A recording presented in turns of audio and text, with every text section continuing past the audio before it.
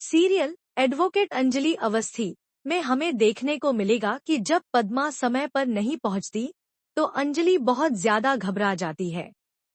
उसे समझ नहीं आता कि आखिर पद्मा कहाँ चली गई है। वह बेचैनी में इधर उधर भटकने लगती है और परेशान होकर तुरंत अपनी माँ को कॉल करने के लिए अपना फोन ढूंढती है। लेकिन पूरे घर में तलाश करने के बाद भी उसे उसका फोन नहीं मिलता। तभी सानिया अंजलि को उसका फोन लाकर देती है, जो बार बार ऑन और ऑफ हो रहा होता है। अंजलि जैसे ही फोन ऑन करती है, वह देखती है कि उसकी माँ की बहुत सारी मिस्ड कॉल्स आई हुई हैं। हैरान कर देने वाली बात यह होती है कि उन कॉल्स में से कुछ को किसी ने रिसीव भी किया था। यह देखकर अंजलि पूरी तरह से घबरा जाती है। उसे महसूस होता है कि कुछ बहुत बड़ी अनहोनी घट चुकी है, लेकिन अब अंजलि डरने वाली नहीं है।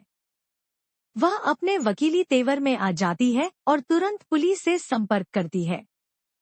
पुलिस अंजलि की बात को गंभीरता से लेती है और तुरंत एक्शन लेती है। वक्त रहते पुलिस गुंडों के चंगुल से पद्मा को सही सलामत बचा लेती है। पद्मा को बचाने के बाद पुलिस उसे सीधे राजपूत हाउस लेकर आती है, जहां शादी की रस्में जोरों पर चल रही होती हैं।